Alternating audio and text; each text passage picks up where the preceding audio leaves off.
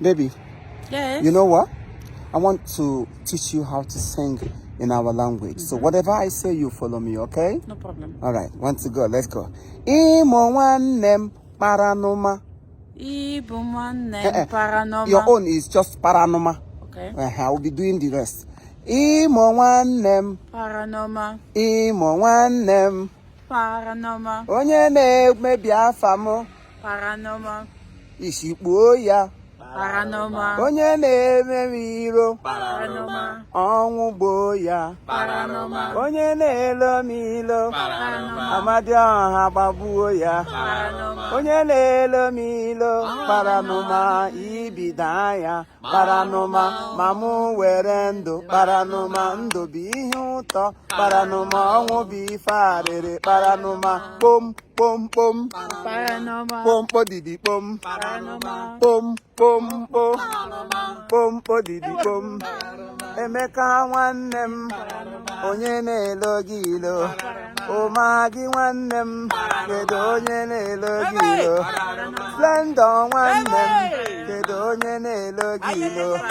Nwa mụrụ n'ala awọ kedu onye na-elo gị ilo. Nwere onye na-elo gị ilo. Paranụma ibida ya. Akwụkwọ dọgbuo ya. Eziokwu ụkwụ gbuo ya. Ndị mmụọ fọrịa ya. London logbuo ya. Nwanyị onye ọcha paranụma hapụga ụmụ okorobịa. Paranụma gụbaranụma egwu. Ị na-ele nwanne m paranụma ọ na-aba gị n'anya. Paranụma ọ gbadokwe gị o. Ị ga-ekukwe nwa ala. Paranụma onye awụkunye nwa. Ụja para nkunye nwa. Ọ dịghị eji nwa egwu egwu. Ịbịaruo na Naịjirịa ụmụ ya fere uvu n'ụwa. Onwebe ebe ọ mụfọrọ. Ịgaruo n'ụmụaka eruzuru 20 o. Ịbịaruo n'ala ekwe ụmụ ya fere uvu. Ịgaruo be ma gị ha tupe m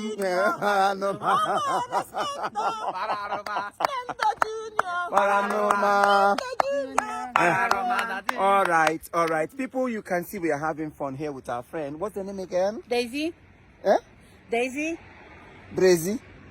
Daisy like the flower. Oh. Open your ear. They say here Daisy near flower. So because you actually may propose. The kind of flower age may propose. Splendor. You again. My name is Splendor. I know. Na bokwa ka awo gafukwe. Na mgoma ha gbuko. Scott. Anya ahia we Scott. Ya ndị na agbagbo ị ga-ala na mpa. Ngwana Africa. Iwe onye? Iwe onye? Si iwe onye, tell us your name. Iwe agbanwe. Gafukwe. All right, Daisy. Kachifo. Say ndewono. Ndewono. Ahụrụ m unu n'anya. That one is to the heart. No, I know you can say it. Ahụrụ m unu n'anya. Nope. Ndị Igbo. Ndị Igbo. Ahụrụ m unu n'anya. Continue. Kwenu. Igbo kwenu. Igbo mwa. Igbo mwa. Let me Thank you.